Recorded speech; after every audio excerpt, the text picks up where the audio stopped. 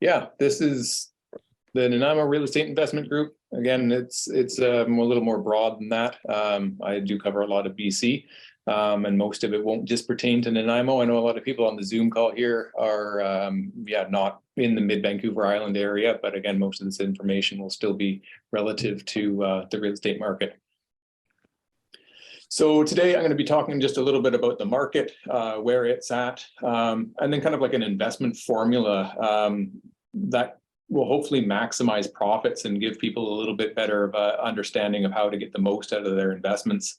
And then just I'm going to talk briefly about a concept known as moving the chains, which is an important way to view real estate when we can sometimes get a little off track and we forget the ultimate goal that we're trying to achieve. It kind of helps keep on track. So I'll start off with the market update.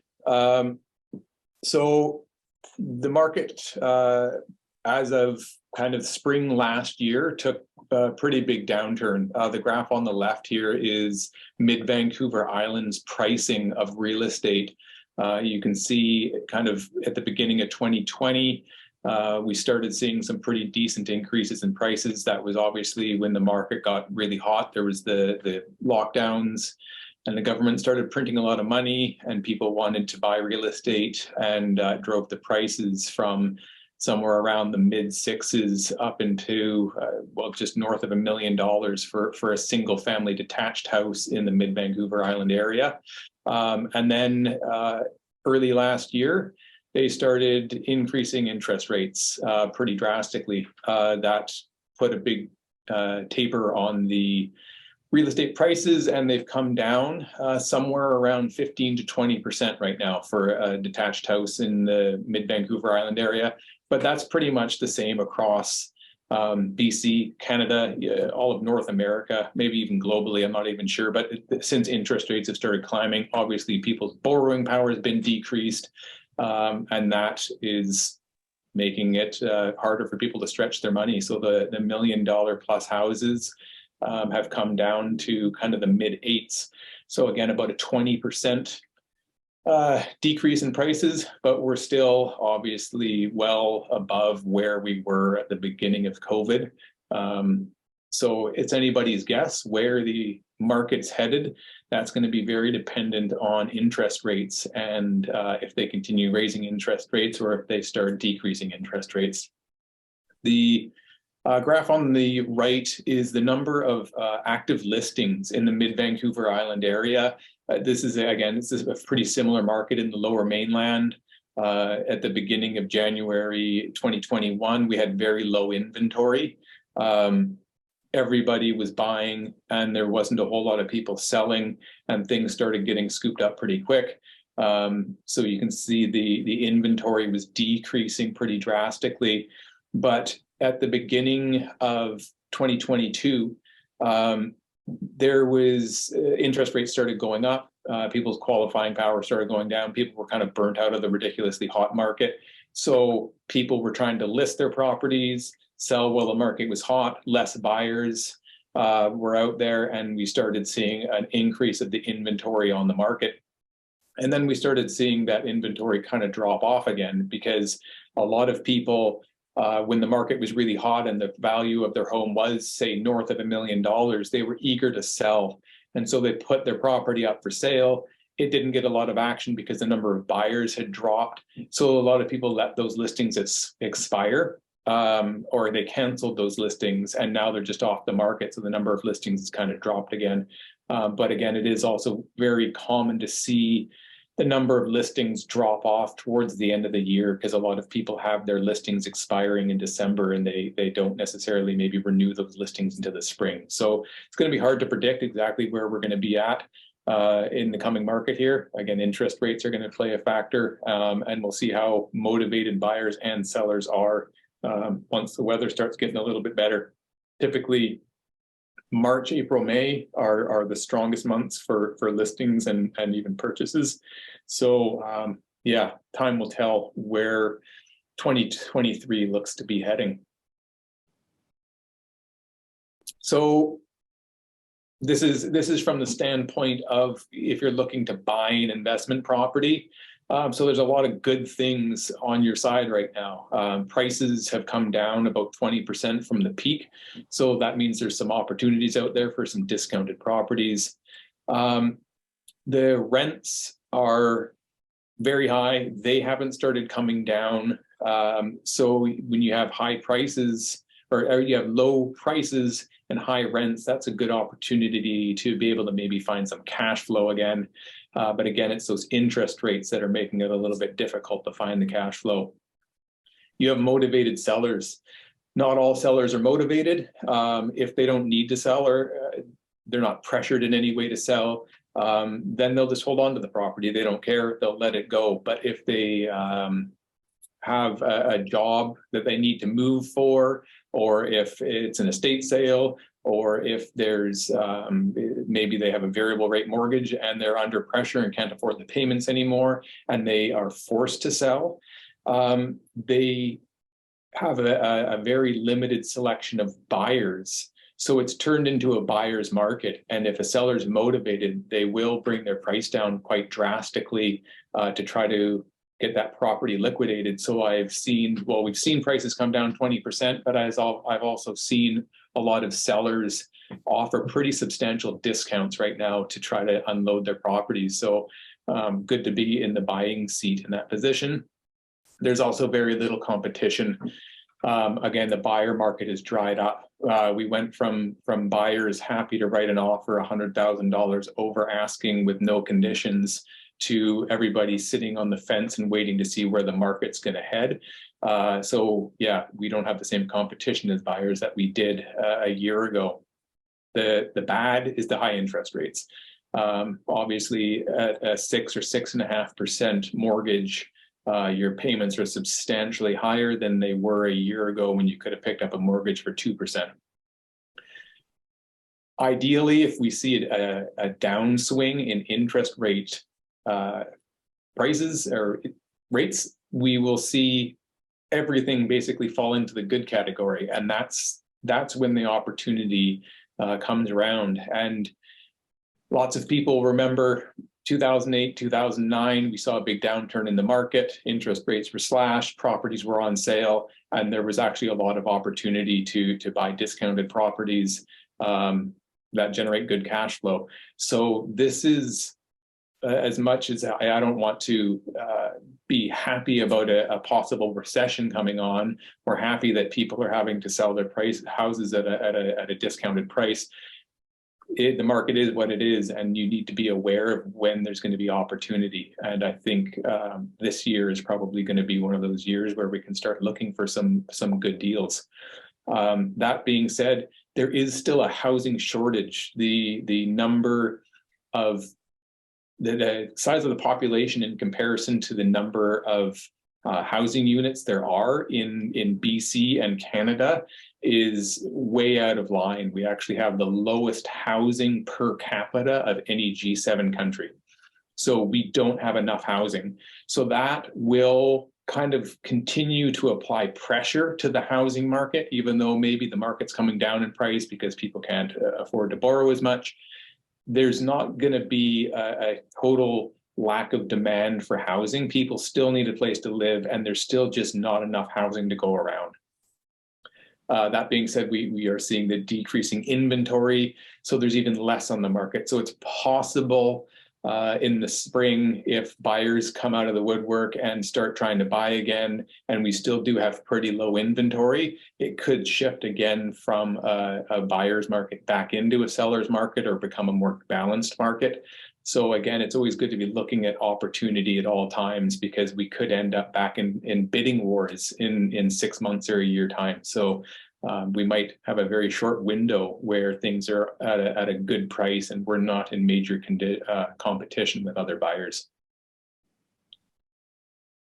So I don't know if people are familiar with lead indicators and lag indicators.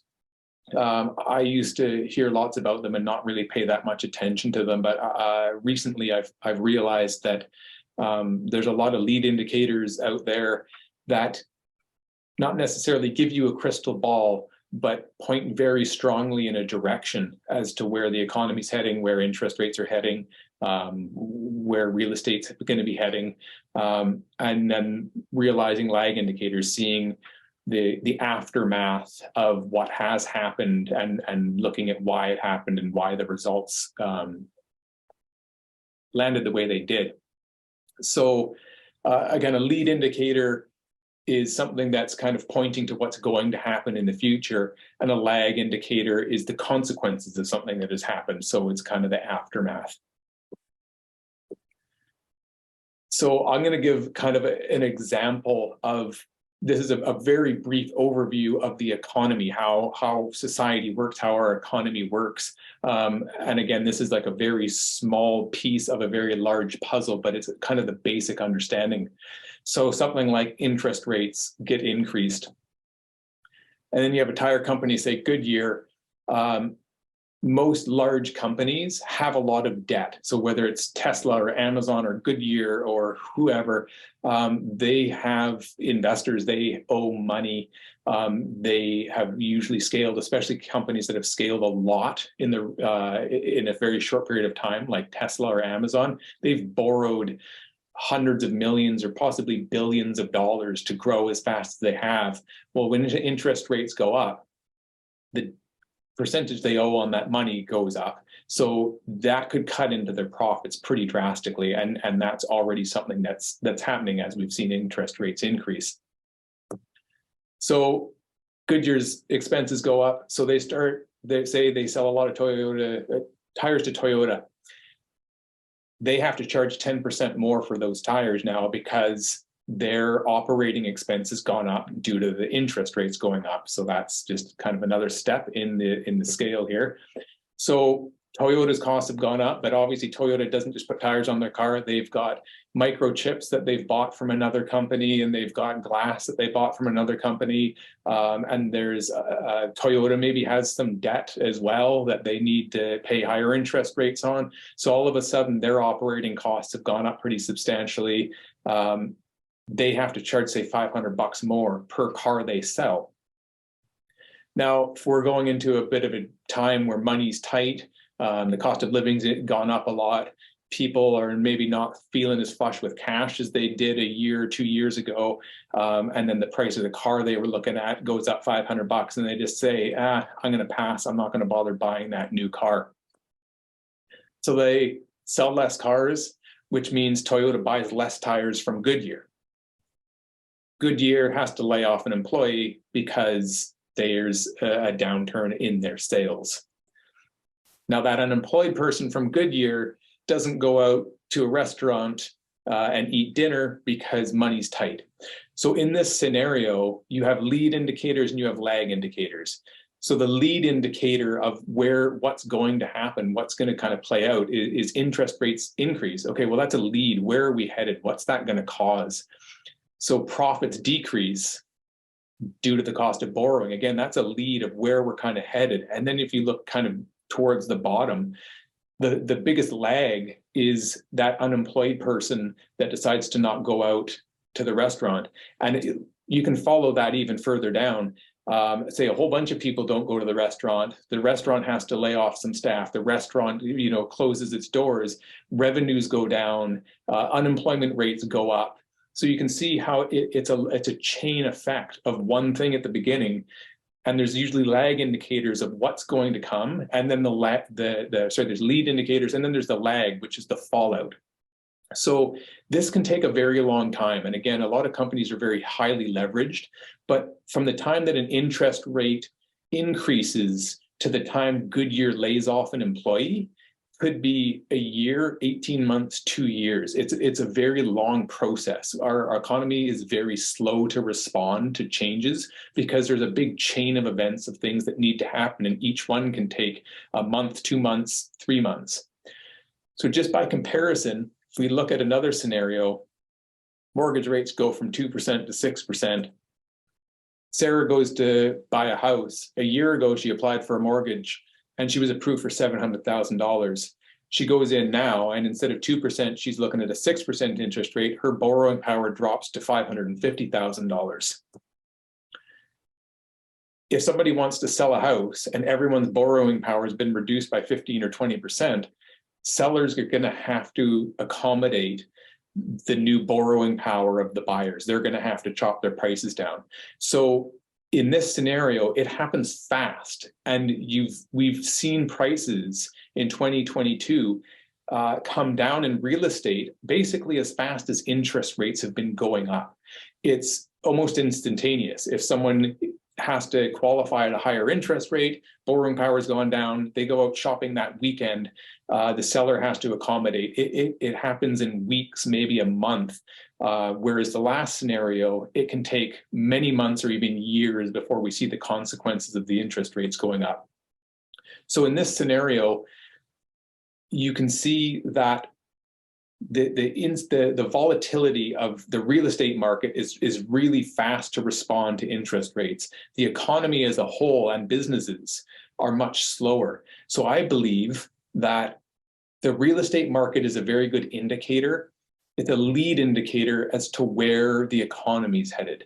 And if we've seen a 20% price drop in real estate prices, I think that's a pretty good indicator of where the economy is actually headed right now, even though the fallouts of the interest rate hikes hasn't really fully been materialized yet. So the number of people eating at the restaurant, that's a lag indicator. That's the fallout. That's the aftermath. If a recession happens due to interest rates, which I believe the recession that we're either in or headed into is going to be caused by the interest rate hike. That's the lead of what's causing it. Real estate prices will be the lead indicator of where the economy is headed. Recessions can happen for different reasons, but the government looks at lag indicators. They look at things like what the unemployment rate is, what the gross domestic product is. And those things can take, again, 18 months, 2 years to be affected by something like a major interest rate hike. So I think we're already in a recession, but it's probably going to take the government another 6 months, maybe a year, to realize where we're at. We know that in a recession, they slash interest rates. How long it takes before they realize we're in a recession will kind of determine when they're going to start bringing interest rates back down. Elon Musk is a pretty smart guy, and he basically has been saying the longer that interest rates remain high and the higher they go, the harder the crash is going to be. So if they were to start easing interest rates right now, we might be in for a little bit of a softer landing, but it doesn't seem to be the case. They're probably not going to respond to where the market's actually at for an extended period of time. At that point, interest rates will have pushed us into a pretty substantial recession. And yeah, then they're going to have to do a knee-jerk reaction and try to get us back on track. Interest rates are the highest they've been since 2007. I don't know if everyone remembers what happened in 2008, but there was a major recession. So again, not that that's a direct correlation. I don't have a crystal ball as to where we're headed, but there's some pretty good indicators suggesting what's coming next. And just a disclaimer, there can be a lot of different drivers behind recessions. We saw in the was it the 90s or early 2000s, we saw the dot-com bubble burst, where lots of people had been investing into lots of dot-com companies, and they were throwing cash around like it was nothing, and all of a sudden that whole thing kind of popped. 2008 recession, there was a lot of the ninja loans, the no income, no job, and you were approved. So people were qualifying for $1 million houses and qualifying for the mortgages, even though they couldn't make the payments. There was also mortgages with balloon payments. So at the end of their term, they would have to come up with a large lump sum of money. They were unable to, so they were foreclosed upon. And then there was the whole hedge fund issue where people, basically the stock market was kind of turned into a Ponzi scheme. There was lots of money going into stocks that weren't actually worth anything. And as anyone knows about a Ponzi scheme, once the money stops coming in from the bottom, the bubble bursts, everything collapses. So there can be a lot of different causes of recessions. I personally think that the high interest rate is hurting companies right now. I know it's hurting homeowners. And when people get in a tough situation, they start pinching pennies, people get laid off, things go on sale. I think we're headed or already in a recession. I don't know how bad or how long it will be, but that's where opportunity will actually lay. So just a bit of a view of how lag works and how the policymakers base on what their view of the economy is. This was a slide from a meetup I did in February of 2021. So this was 2 full years ago. And one of the topics I was talking about, with the middle one there, was hedge inflation. Real estate is a very good hedge against inflation. I believe I took another slide. Yeah, so this was a slide from the meetup. I was talking about recession and how real estate is a very good hedge against inflation. The government didn't start increasing interest rates until, I believe, March of 2022. So I knew there was going to be major inflation in February of 2021. It was a full year, actually over a year, before the government actually looked at the lag indicators and finally said, yes, we're in a time of major inflation. We need to start increasing interest rates to try to combat the inflation.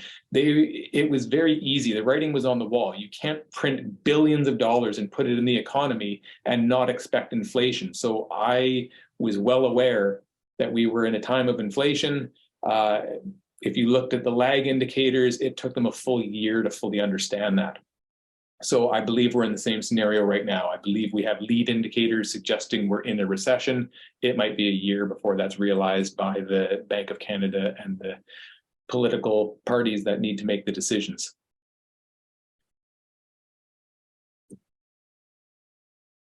So I don't know if anyone knows who said, be fearful when others are greedy and greedy when others are fearful. That was Warren Buffett. So when you're trying to figure out where the market's at and what we're doing, you have to ask yourself, well, are people being greedy right now or fearful? People were being greedy about a year ago. People were trying to jump on the upswing of real estate that was climbing through the roof. Right now, people are fearful. People are uncertain where the economy's going, where the housing market's going. So they're going into fear mode and not out there buying properties. So that, again, leads me to believe that there's some opportunity out there. People were very hesitant to buy real estate in 2009 and 2010 because we were in a recession and people were scared, but that's really the best time to buy real estate. Otherwise, you're buying on the upswing. So I'm going to just go into a little bit about the best way to generate a profit on your investment. And so I just did a Google search of what's the definition of an investment. It's to put money to use by purchase or expenditure into something that's offering potential profitable returns as interest, income, or appreciation in value. So you have money, you're putting it in something and expecting it to be worth more, pay you some sort of dividends, some sort of interest, or appreciate in value. So that's kind of the long and short of it, putting money in and expecting more back out. So typically, when you're looking at an investment, you're talking about a return on investment, and that's usually annualized. So that can be, you put money in a savings account and it earns 1.5% interest. The 1.5% is the annualized return on your investment. It's 1.5% ROI. If you bought a piece of property and it goes up in value 20% and you sell it, that's if you realize that return in a year, that's a 20% return on investment. You can calculate your return on investment, basically your income minus your expenses, spits out your net operating income, and then divide that by the amount of money that you initially invested. So keep in mind that you might generate, a $100,000 profit over 3 years or 5 years, you need to divide the return that you made over that 3 or 5 years. So divide it by 3 or divide it by 5, and that's going to give you your annualized return on investment. To just say that you made 20% on a return doesn't really indicate if that was a really good return or a bad return. If you made 20% in a month, that's phenomenal. If you made 20% in 10 years, that's a lot less appealing. Typically, you talk about ROI in the same way that the bank talks about interest rates. When you have a 6% mortgage, that's not 6% weekly or monthly or 6% over your 5-year term. That's 6% annualized. That's the expense for the year. Your return on investment, a lot of people focus on that. They look at their investment portfolio, they look at putting money in stocks or bonds or whatever it is, and they look at the ROI. What's the percentage of return I'm going to get on my investment? That's only a third of the puzzle. I'm going to be talking about the other 2 pieces that are a little more overlooked, that are something that can maximize your profitability on your investment. So the other 2 are time and money. So you basically multiply them. If you're generating a 5% return on your investment, annualized return on your investment, then you multiply it by how long it's invested. Was it invested for a month, or was it invested for 25 years? And then you multiply that by the amount of money you had invested. If you had $100 invested at 5% for a week, that's going to be a lot different number than if you invested $1 million at 5% for 20 years. So it's those 3 multiplied together that are going to tell you the profit that you actually made on your investment. So the more of any one you add, the more you're going to amplify that. We know how multiplication works. It compounds pretty drastically. When you increase one number and you multiply it by another number, it is going to be pretty exponential growth. If any one of those 3 is seriously lacking, the whole thing's compromised, right? So everybody knows that if you multiply a number by 0, you're always going to get 0. So if you have a very, very low return on investment, you're only generating a 0.2% return on investment, or you're investing for a very short period of time. I'm going to invest $100,000, but I'm only going to invest it for a week. That's not going to be ideal. And if you invest a very small amount of money, so maybe you're only going to invest $10, you can't expect to generate substantial amounts of profit. So you want all of those to be maximized, and you don't want any of them to be severely lacking. Contribute as much as you can to all 3 to maximize the profit. So I'm going to kind of touch a little bit into each one of these. So return on investment, again, this is annualized. It's the percentage rate.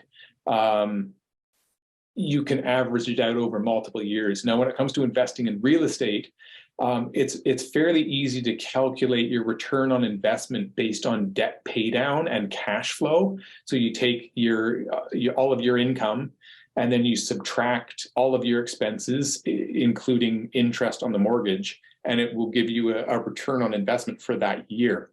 The problem is, if that property went up in value 5% or 10% or 20%, or it went down in value 5% or 10% or 20%, you don't really know that exact number until you go to sell the property.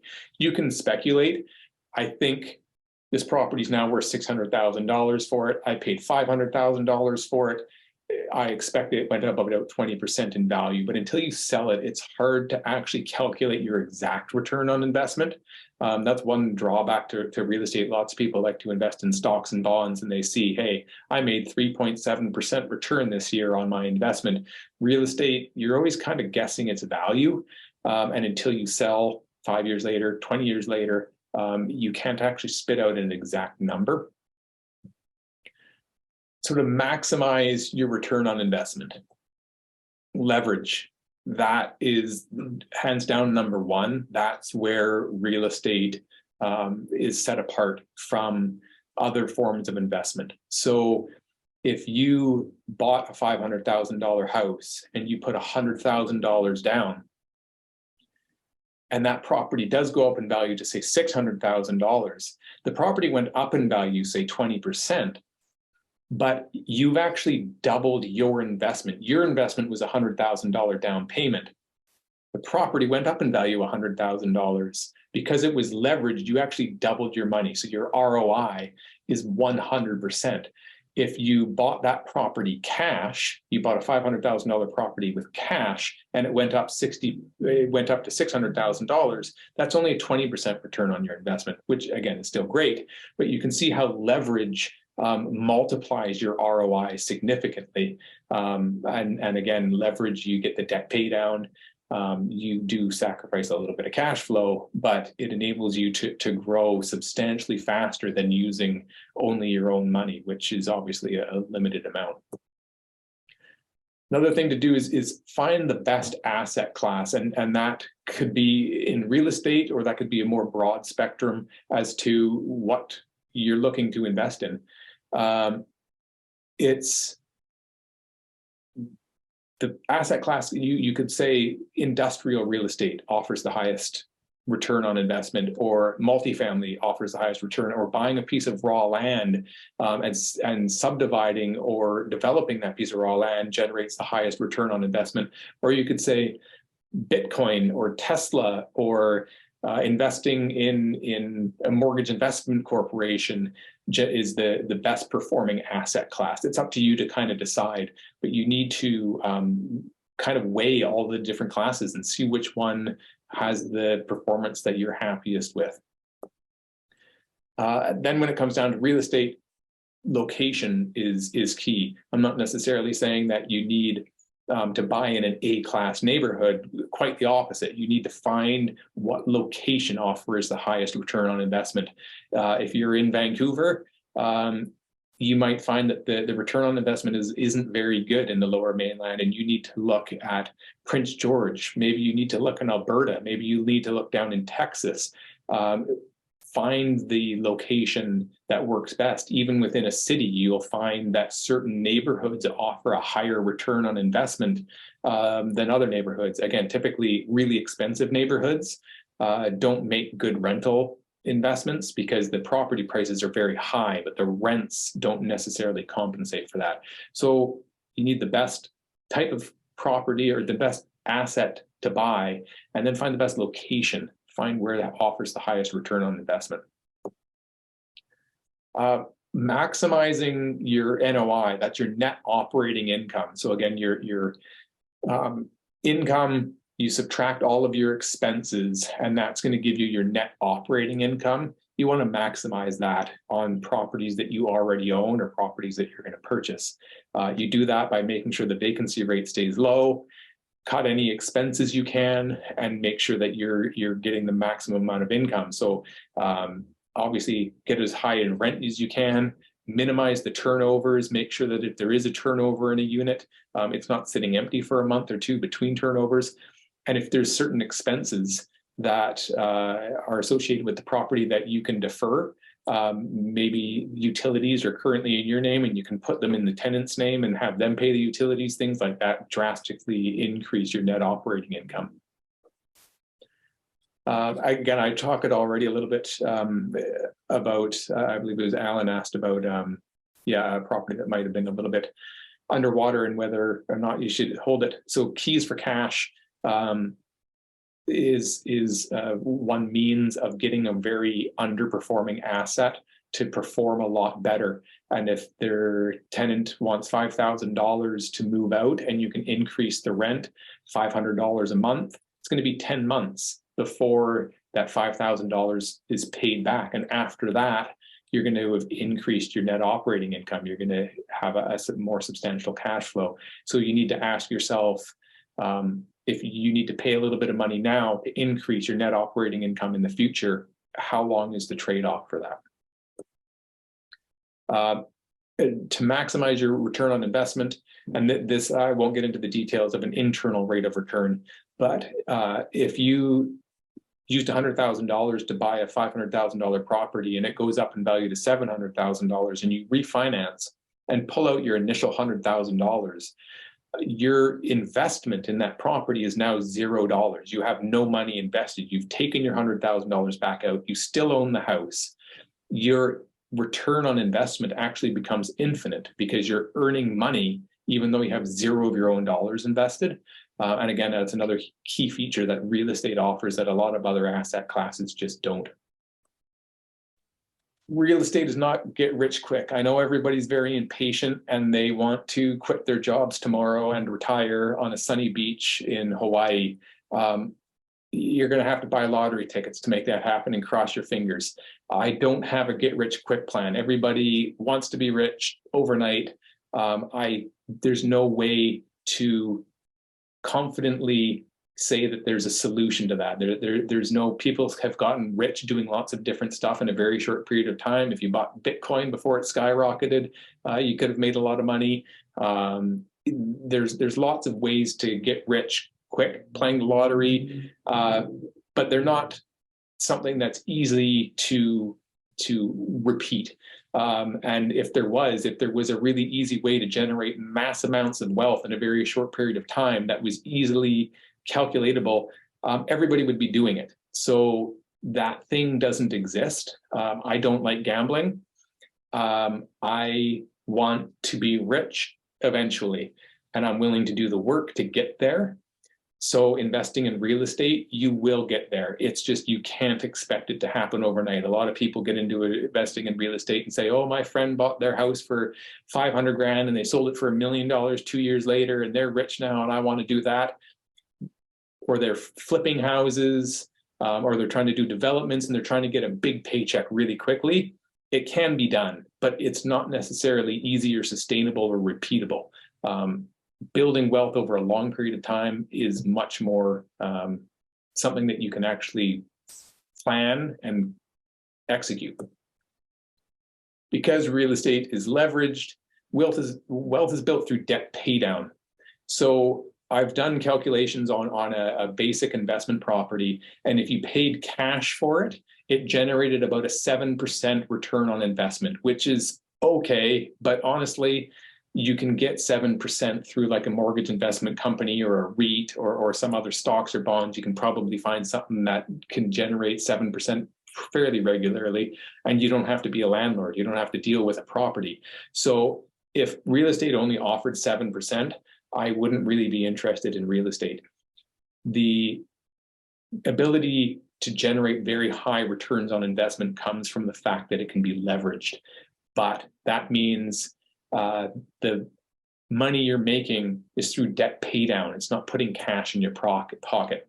So it offers very low cash on cash return. And I'll show some examples of that in just a second here.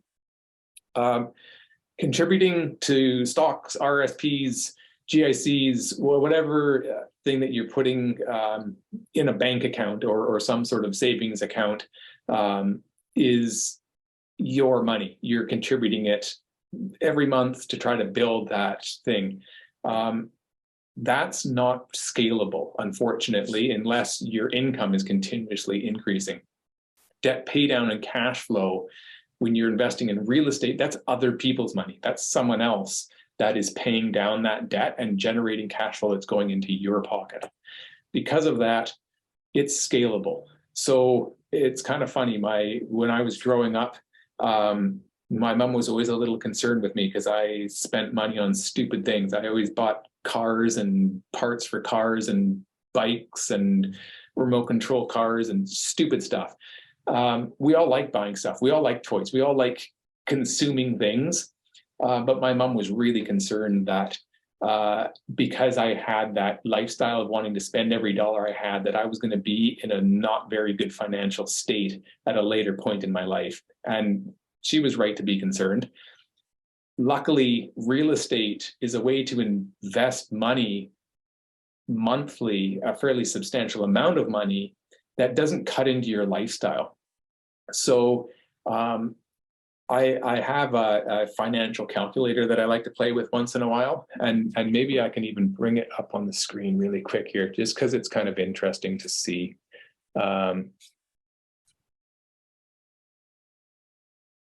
Maybe I won't bother. Anyhow, the long and short of it is, if you want to generate $1 million in 25 years and you're going to make monthly payments into your bank account to get to $1 million in 25 years, you need to contribute more than $3,000 a month into your savings account if it's not generating any form of return.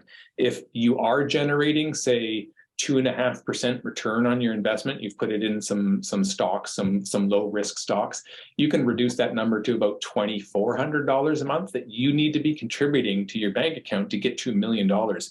I don't know about all of you, but putting $2,500 or $3,500 a month into a bank account to get to a retirement plan, well, first of all, I just couldn't afford to do it. And second of all, if I could afford to do it, I would be living a very, very restricted life that just isn't appealing to me. So real estate was a way to generate the wealth I want without drastically cutting into my lifestyle. So every year I do my taxes and I come up with the financial situation here, which is, it's good for everybody to go through their finances every year and see how their properties are doing. So this is a property that I have in Prince George, and you can see it generates about $29,000 a year income. It has the mortgage interest, because again, this is a relatively cheap property. I think it was about $300,000. Property tax, insurance, all my expenses are in there. My net profit was about $8,400 for the year. Now, $6,000 of that was debt pay down, and about $2,400 of that was actual cash flow. So $2,400 cash flow a year, that's $200 a month. That, you're not retiring on $200 a month. That seems like a lot of work. And a lot of people say, oh man, you invest in real estate, you got to manage the tenants, you got to do all the paperwork and fill out your taxes. And if you're maybe maintaining the property, managing the property yourself, that's a lot of work for $200 a month. It doesn't make any sense. But it's that debt pay down of $6,000 that makes it a lot more worthwhile. And again, this is $8,000 or $8,500 basically going into a savings account for me in equity in the home that wasn't my money. And that's when it becomes scalable. So you buy a second property, which is here. Again, this is another property in Prince George. Similar scenario, except we had some additional repairs. And there was utilities are in my name in this one, so not ideal. So the cash flow was only $500 a month. You're talking like $40, or sorry, $500 for the year. You're talking like $40 a month, not worth the headache. Again, only $6,000 in total net profit, not a lot.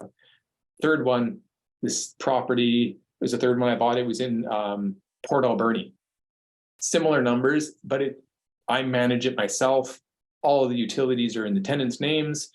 It generates substantially more profit. It generates about $10,000 a year in cash flow. So you're looking at like $800 a month. Combined with the cash flow from the other properties, all of a sudden it's about $1,000 a month of cash flow coming to me. Now that's not, again, you're not retiring on $1,000 a month. $12,000 a year is not a living wage, but that's $1,000 a month coming to me.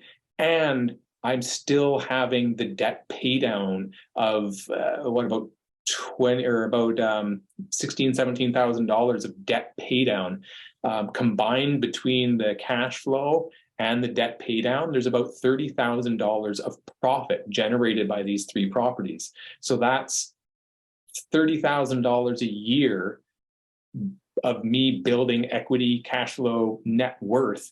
That wasn't my money. And that's the most important thing is if I wanted to generate $30,000 of savings into an account, in another aspect, it would be me contributing $2,500 a month into a bank account. And that's just not something I can afford to do or that I want to do. So real estate is key.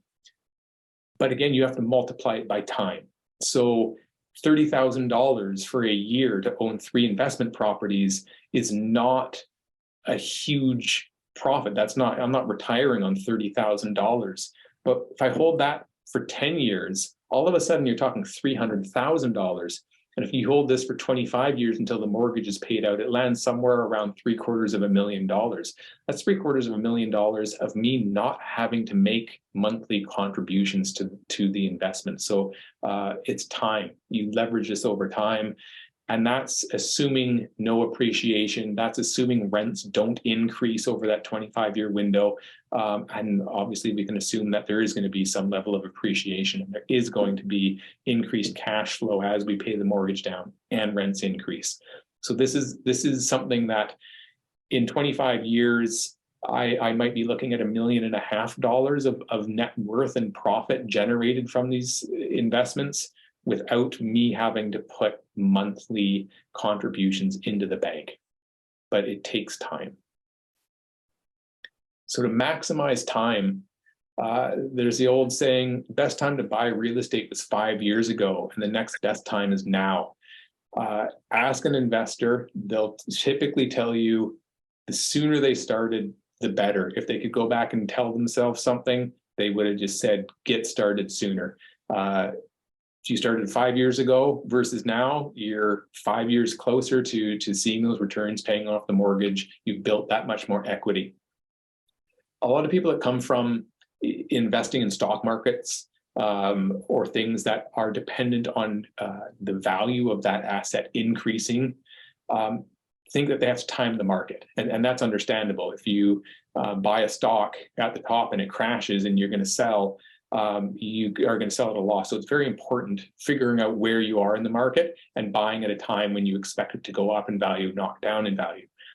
Real estate is not the same. That debt pay down and that cash flow is not affected by the price of the real estate. So if you are generating cash flow from a property and you are paying down the mortgage and there's a downturn in the market, you don't have to sell. You don't have to realize those losses. The profit, the return on investment continues. That mortgage is still being paid down.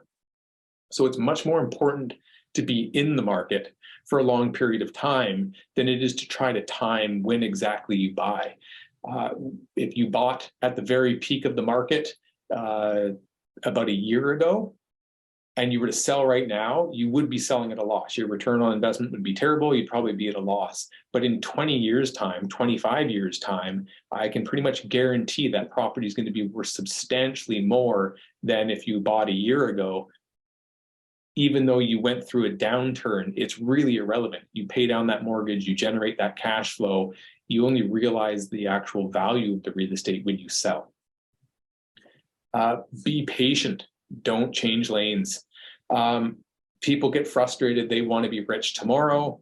So they try something for a year or 2 years. They don't see the returns they want. And then they say, okay, well, I'm done with investing in real estate. I'm going to pull my money out and I'm going to invest in Tesla.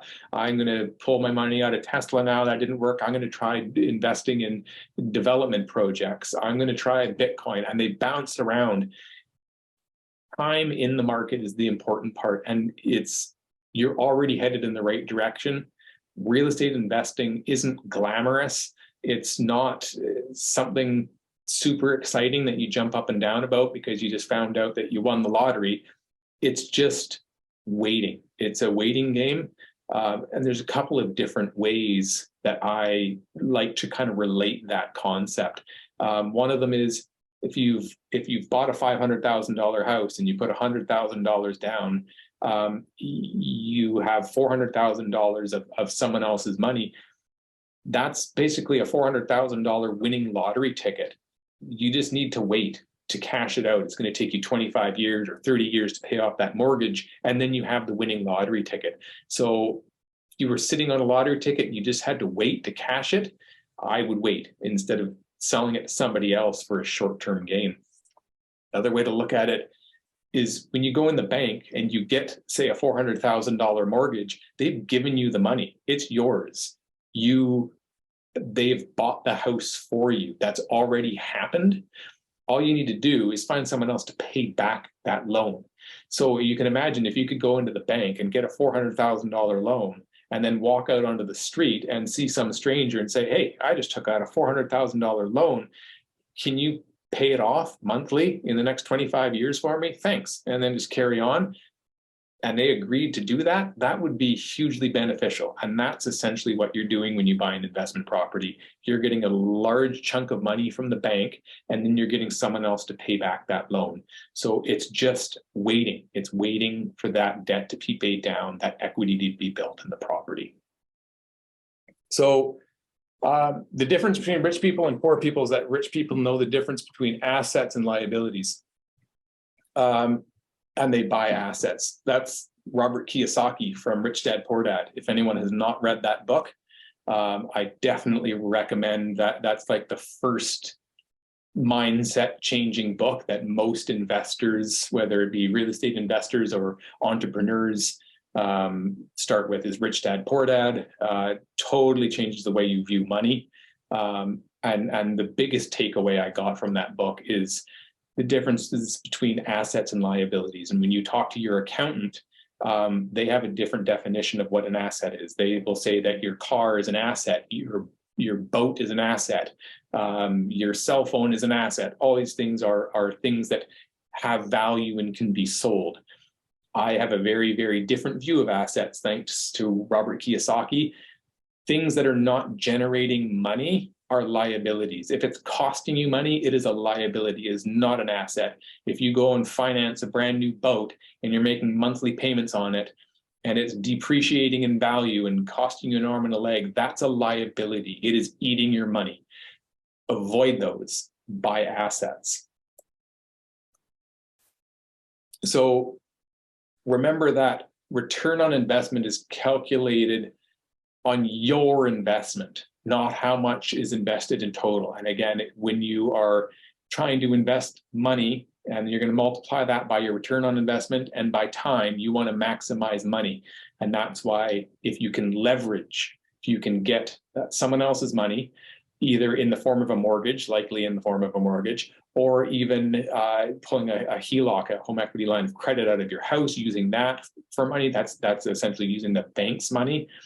If you don't have your own money and you find a really great investment property and you can talk your friends or family members into investing in it with you, and they're going to bring the down payment for you, and you're going to qualify for the mortgage, or you're going to manage the property, you're now investing in a property with a very little amount of your own money, but the investment itself is a very expensive investment. So you've invested a large sum of money, it just wasn't necessarily all of yours.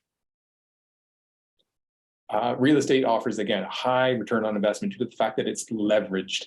If a property increases in value 20% and you're leveraged 80% of it is a mortgage and 20% of it is your own equity, you've actually doubled your money. Even though the property has only gone up 20%, you've actually multiplied that by 5 by being leveraged 5 to 1. Now, one thing to factor in is when I talk about time, I talk about 25 years, 30 years, looking at retirement age, looking at paying off mortgages way in the future. And I don't factor in inflation. But you should. It is something that needs to be considered. So when I talk about paying off my mortgages and I'm going to have $750,000 equity in those houses once all the mortgages are paid off, that's assuming there is no inflation. And I like to err on the side of caution and say in 25 years, maybe there won't be any inflation. In reality, I believe there is. And it's probably going to cut the value of our money in half in 25 years, maybe even more. So if you have $100,000 cash sitting in the bank, in 25 years, it might only have $50,000 of buying power. As everyone's noticed, you go to the grocery store, your $100 bill doesn't go nearly as far as it did 2 or 3 years ago. And that's because inflation has eaten the value of that money. Now, if you buy an investment when there's major inflation going on, the exact opposite happens. That asset increases in value with inflation. So real estate obviously has increased in value since the dawn of real estate because inflation goes up, the value of the purchasing power of money decreases, so the price of real estate increases. Again, on a leveraged property, you're now earning that inflation on borrowed money. So if you have borrowed money from the bank and that property increases in value, you've made money off of the bank's money. And that's the power of real estate that, again, a lot of other investments don't really offer. But just keep in mind when you're thinking about, hey, I need $1 million to retire and I'm going to retire in 25 years, you might need more than $1 million in 25 years to retire. You need to think of the value of money 25 years from now, and putting cash in the bank might not be the best scenario. Assets increase in price with inflation, money does not. I like to try to separate, and this is very difficult to wrap your head around, but after a while it starts making perfect sense. Separate the price and value. So real estate does not change in value. A Big Mac meal from McDonald's does not change in value. Things themselves do not change in value. They have a purpose. A Big Mac meal is something you can go and buy and eat and get an upset stomach. It had the same value 10 years ago, 20 years ago. It hasn't changed. A 3-bed, 2-bath rancher has the same value. It has the same purpose it did 10 years, 20 years, 50 years ago. It serves the same purpose. Therefore, it has the same value. What's changed is the price. And that's because money has changed value. A Big Mac meal is whatever it is, $12 now. It used to be $6 or $8. It's the same meal. It's just the value of money's changed. So try to separate those two and realize that assets will go up as money basically becomes worth less. Whereas if you have money in the bank, it's becoming worth less. You're losing due to inflation. Got a couple of quick questions here.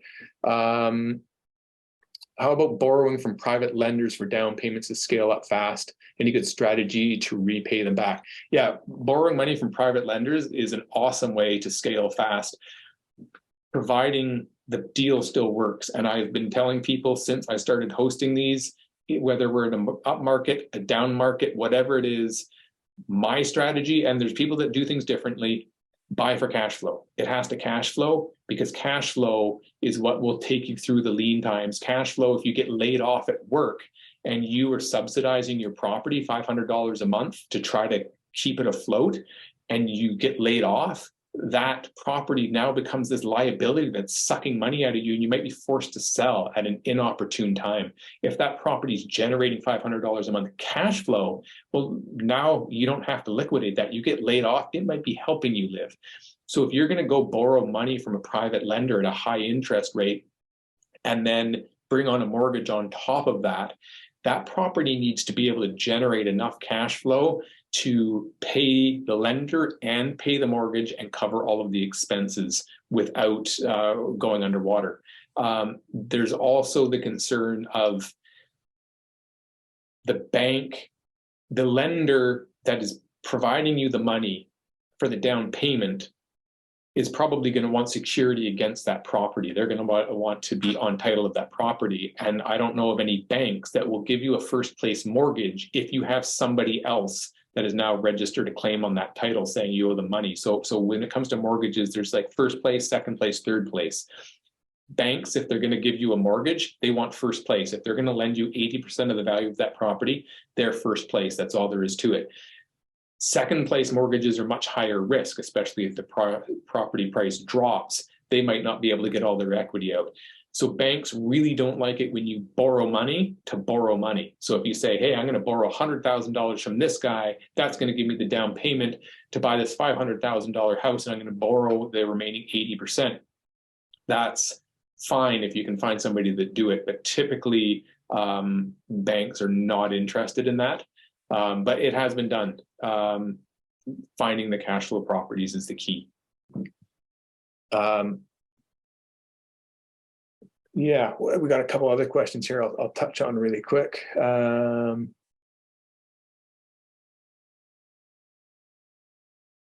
Yeah, so as Mark said, assets put money in your pocket, liabilities take money out of your pocket. Again, that's not an accountant's perspective of assets and liabilities, but that's absolutely how I think about it.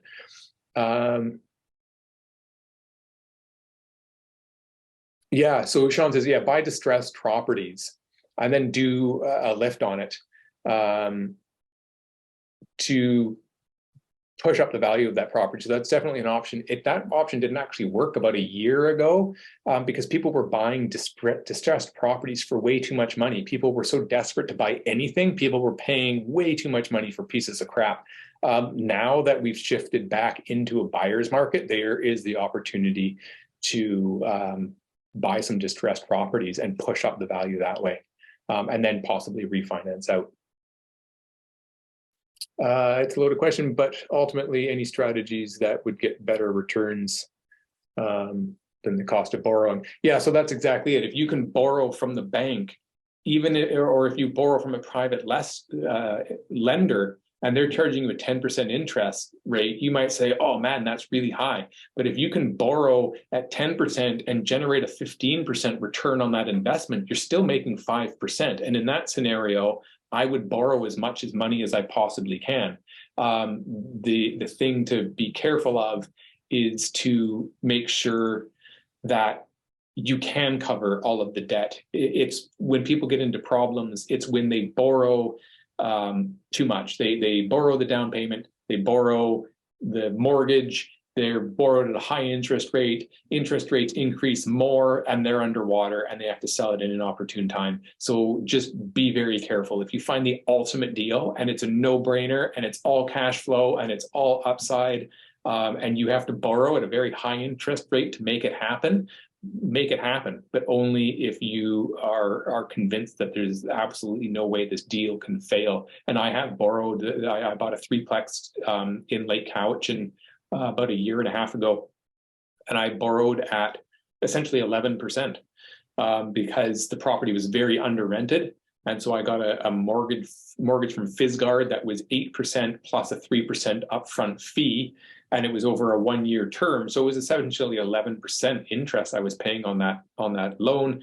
Very uncomfortable, but got the property renovated, got it re-rented, and got it refinanced. It was worth paying that penalty because now I own the property and have a cash flowing property. So just make sure, I don't recommend doing it for your first time around. It is high risk to be leveraged to the nines, but that is the best way to generate the highest return on investment. Just don't get yourself into substantial trouble.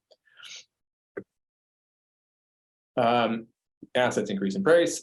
So just keep in mind, if you have money sitting in an RSP or GIC or whatever it is, and it's earning your 2% or 4%, that's fine. But just keep in mind that if you invest $100,000 at 4% for 30 years and you end up with whatever, $200,000, yay, I made a $100,000 profit. You didn't. All you did was cut out the inflation. So yes, you have more money, but that money has half the borrowing power. All you've really done is prevented yourself from losing buying power. So inflation, I wasn't really that aware of inflation until a couple of years ago when I started seeing the mass inflation and what it does. And unfortunately, they call it the hidden tax. It really hurts people that don't understand money. It hurts people that are own a bunch of liabilities, have cash in the bank, don't own any assets, and then they're working a salaried job and their wages haven't increased, but the cost of living's gone up 30%. The people that really get hit with that are the working class that aren't financially aware of inflation and the fact that they're getting hammered by it. It's not ideal, but again, I didn't create inflation. So I love the quote, live like others aren't willing to today so that you can live like others won't be able to tomorrow. So that's actually a quote from Brandon Turner from Bigger Pockets, the host of the Bigger Pockets podcast. So just a story about him, and I have a couple of quick stories about that concept. Brandon Turner from Bigger Pockets, based just out of Seattle, Washington, started buying properties. He bought his first investment property, and I believe it was a 3-bedroom rancher. And so he bought this rancher, and you're like, oh, okay, he bought his first house. That's great. He's going to move in. He's going to be all happy, living in this nice big house. No, he got 3 tenants to rent the bedrooms. They were basically his friends. He rented out 3 bedrooms, and he slept on the couch of his own house.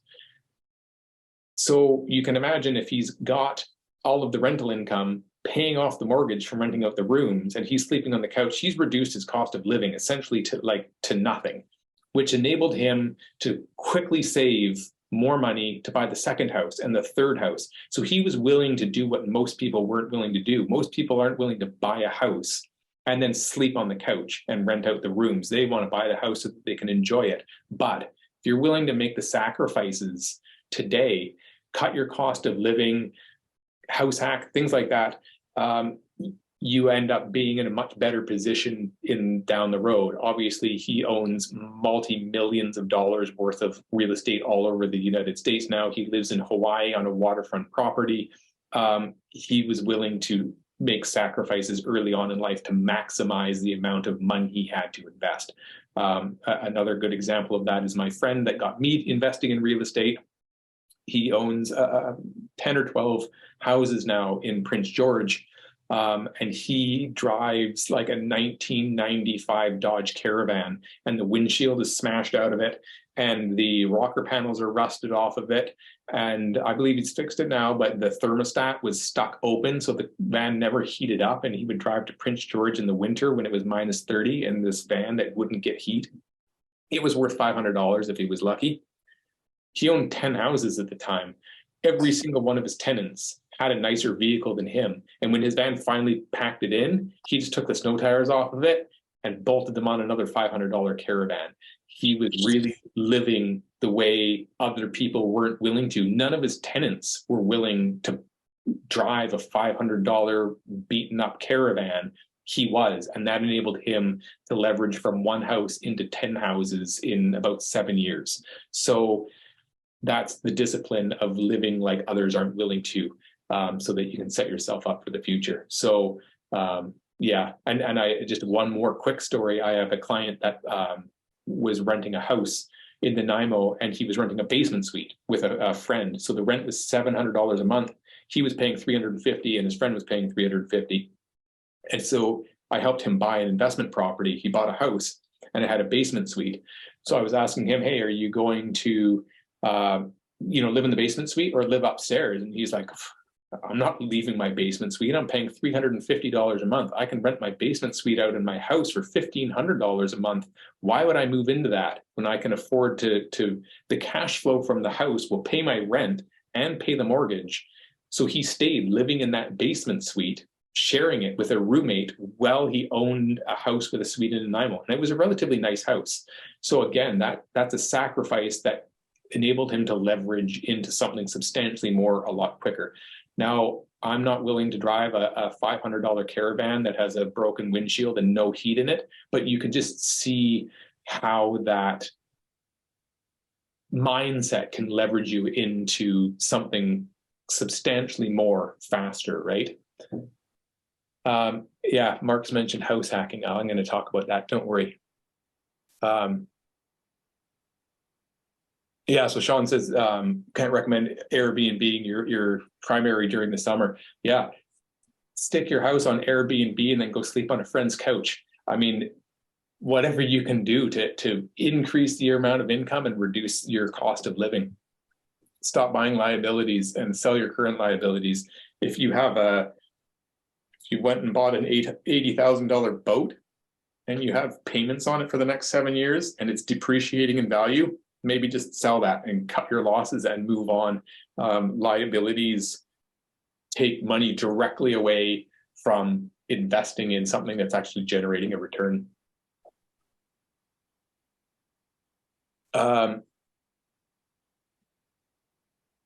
Yeah, as Mark mentioned, house hacking. Cut unnecessary spending. Obviously, that can be liabilities, but that can also be your $6 a day Starbucks coffee. Maybe you only ever watch Netflix and you're still paying $100 a month for cable and you never turn on the cable. Just cut out the obvious stuff. I mean, none of this is new. House hack. I don't know if I mentioned that. Doesn't need to be your money to invest it. I already talked about that. Leverage. The down payment can be leveraged. The mortgage can be leveraged. Get friends' money, family's money, borrow money out of your HELOC, get your hand. It doesn't have to be your money to invest it. If you can borrow money at 5% or 10% and generate a higher return, then it's well worth doing, and you want to leverage that as much as you can. I didn't put house hacking here unintentionally 3 times. If I could advise anybody about investing in their life, house hacking is number one. Whether you're new to investing or you've been at it for many, many years, house hacking is key. So the example of my client that stayed in a basement suite when he bought a new house is a good example. I'll give a personal example. The property I bought here on the island was a 5-acre parcel with 2 separate houses on it. The price at the time, 2016, was reasonably priced, but there was no way I could have afforded the property without the income from that second house. So luckily, the income from that second house qualified me for the mortgage to be able to buy this 5-acre parcel. So now I'm on 5-acre parcel, 2 houses. The rent when I bought in 2016 was somewhere around $1,600 a month. I'm now at $2,950 for renting that same house. All I can say is my mortgage and my property tax is completely paid now by that rental house. There's a bunch of equity in my house that probably could refinance, which would increase the mortgage payments. But as of right now, my mortgage and my property tax is paid for by the second house. I'm on 5 acres with a nice workshop close to town, and my expense for housing is basically $0. Making $1,000 a month in cash flow from my investment properties is not anything to write home about. That's not that exciting. But everyone's biggest expense is either their rent or their mortgage payment, their cost of living. The biggest chunk of cost of living is your housing. And many people, very smart people, pointed out that people look at things like, okay, I cut unnecessary spending. Oh, I got to cut out the $5 a day Starbucks coffee. No, cut out the housing. You can have the $5 a day coffee if you can reduce your $3,000 a month mortgage payment to $0. That is substantially more important than the $5 coffee. House hacking is huge. Airbnb, basement suites, sleeping on friends' couches, having a second house on the property, renting out a garage, a workspace, having a roommate. Even if you're renting a condo, rent a 2-bedroom condo instead of a 1-bedroom condo and rent out the second room. They'll probably cover 2/3 of your rent. Whatever it is, find a way to reduce your cost of living from your housing. That is your biggest expense. If you can reduce that to little or nothing, now the money that you are making from your job or from your investments can go straight into the next investment. And if people are kind of wondering how I got to owning, I think I have 7 properties. Some of them are co-owned with other people, but I've grown a fairly substantial portfolio. I have someone else paying my mortgage. If I make money at my job, my cost of living is so low that I can roll that into down payments for other houses, invest in other houses so that I push up the value so I can refinance. It also helps with refinancing. When I can show that my cost of living is very low because I have all this rental income, the bank wants to lend me more money. If they lend me more money, I can go buy more houses. So I can't emphasize enough. House hacking is like the most important life thing that you can comprehend, and I will never stop house hacking. It's not something that you just have to do for a short period of time. Again, Brandon Turner, I mentioned, who's living in Hawaii, has Airbnbs on his property. I believe he has a long-term and a short-term rental on his waterfront property in Hawaii. He is still house hacking. He is a multimillionaire and he is still house hacking. So yeah, I can't emphasize that enough. Yeah, Mark said, if you're using your own money to finance your deals, you're lazy. That's true. If you can go out and find somebody else to fund the deals for you, it's a little more work, but yeah, much better returns. Last tip to maximizing money: cash out your lower performing assets. And I don't want to dwell on the pros and cons of investing in real estate versus other asset classes, but when I see people that have $100,000 in a GIC that's making 1%, and I know that they could be generating a 15, 20, 25% return on investment if they were to invest in real estate, I would cash those out all day long. That's just personal preference. But you can also analyze your current properties.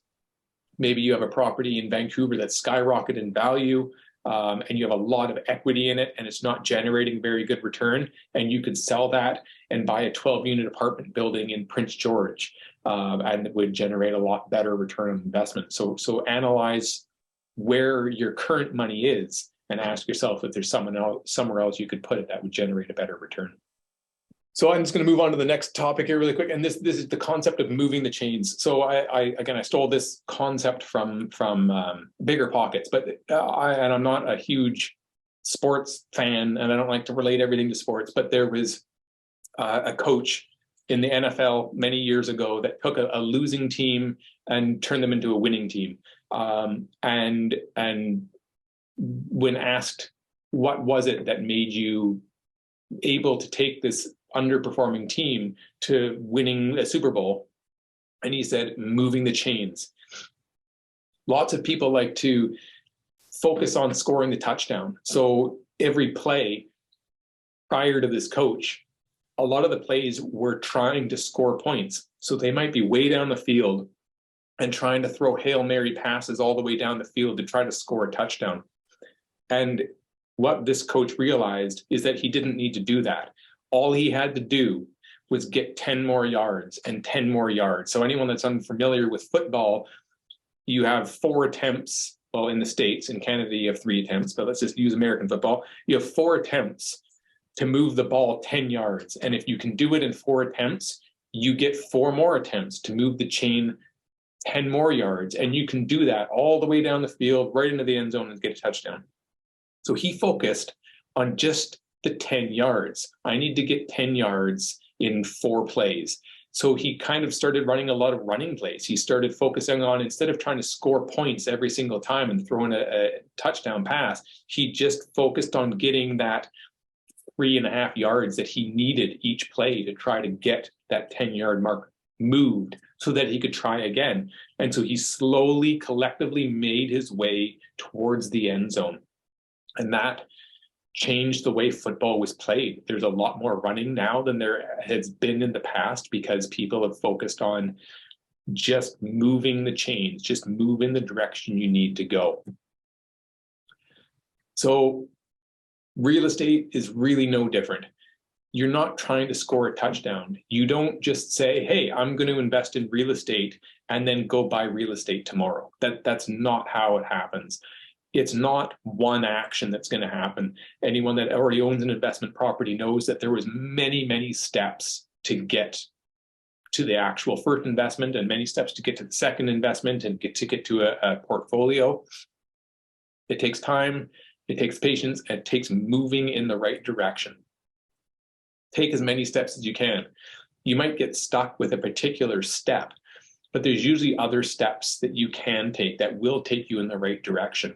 So maybe you don't have the down payment right now, but you can still start analyzing properties. You can still go look at properties that might make sense. You can join networking groups, meetup groups, and learn about investing in real estate. There's so many things that you can still do, even though you might have one roadblock, that's still taking you in the right direction. So many people just say, well, if I can't score a touchdown, I'm not going to bother, I quit. Keep moving forward, even if you're stuck on one thing. If you're chomping along in the right direction, sooner or later, that obstacle will be overcome and you'll be where you need to go. One step might turn into a whole bunch of smaller steps. So just an example of that is like, okay, I need to get a mortgage. If I'm going to buy an investment property and I want it to be leveraged, I need to go be able to get a mortgage. Well, what does that involve? Okay, well, you probably need to go find a mortgage broker. Anyone knows a mortgage, or if anyone needs a mortgage broker, I know lots that are very good. You go to a mortgage broker, they say, okay, you need to pay off some of your credit card debt because your debt service coverage ratio is not very good, or your gross debt service ratio is not very good. You need to pay off some bad debt. You need a bit bigger down payment.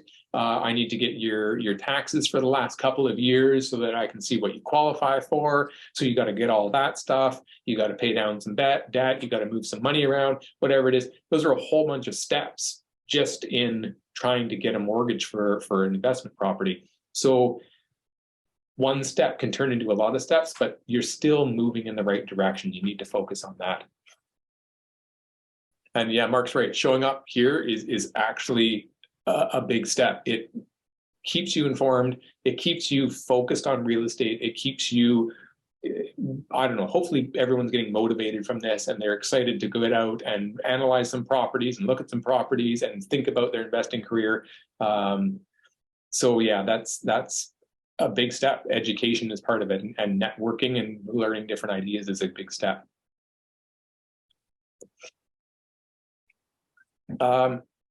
Knowing where you're headed. So a lot of times people talk about your why you're investing in real estate. So that makes it a little bit more clear on exactly the direction that you're going to be headed. So if you're focused on, I hate my job and my goal is to be able to leave that job and retire in 5 years, or generate enough passive income that I can go back to school so that I can become whatever it is. Knowing what you're working towards will help you know exactly what it is you're going to need to achieve those goals. And when you know what it is you're trying to achieve, it makes it easier to make decisions. So if you say, hey, am I looking for a property and I'm looking for maximum ROI and building net worth, or am I looking for maximum cash flow? Those are two different properties, two different strategies. Maybe one's mortgage, one's not. Knowing what it is you're trying to achieve with that property, your why of investing in real estate, makes it easier to decide on what asset class you're looking at, how big of a mortgage that you need to get, what you need to qualify for, if you need joint venture partners, what type of people you want to partner with. Simon Sinek, Start With Why author, talks a lot about I think you call it the celery test. And talks about going to a grocery store and just filling your cart with random stuff because you don't know what it is your goal is. If your goal is to lose weight and get in shape, you probably don't want to fill your shopping cart full of Doritos and Oreos. Whereas if you just go into the grocery store because you're hungry, how do you know what to buy? So knowing why you're going to the grocery store, not just that you're hungry, but what you're trying to achieve in your life, will kind of dictate what you're going to buy at the grocery store. So focus on what it is you're trying to achieve. Yeah, knowing where you're headed makes it easier. There's going to be deviations, and sometimes the ideal property might not take you exactly where you want to go, but at least you have an idea of what direction you're trying to go, which will make it easier to make those decisions. Again, real estate takes time. Don't just say, hey, I've been doing this for 3 years and I'm not rich, I'm giving up. Don't change lanes.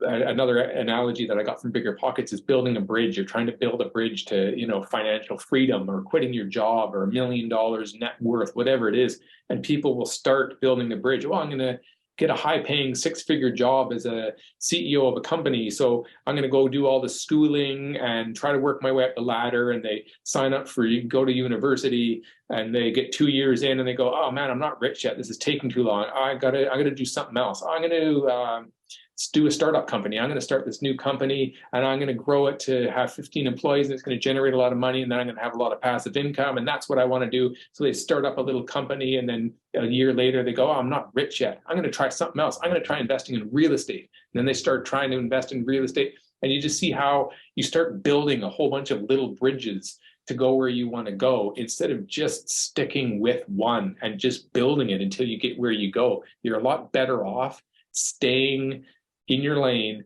building that bridge all the way to where you're going, than quitting and trying something else again and again and again. Again, real estate isn't a get rich quick scheme. It's a get rich eventually scheme. Just stick with it. Goals, touchdown, strategies, moving the chains. We're looking to buy the investment property. We're looking for an investment portfolio. We're investing to try to generate a certain amount of cash flow or net worth, whatever it is. That's your touchdown. But you're going to do that by moving a little bit in the right direction again and again and again. So you have to ask yourself, what steps are you taking currently? Again, if you're here on this meetup, that's a step. You're listening to podcasts, you're reading books, you're networking with people, you're trying to generate as much income as you can at your job, you're reducing expenses from home, you're house hacking, whatever it is that you're doing. What are you not doing? What other things could you do that could be contributing to moving the chains faster or in the right direction?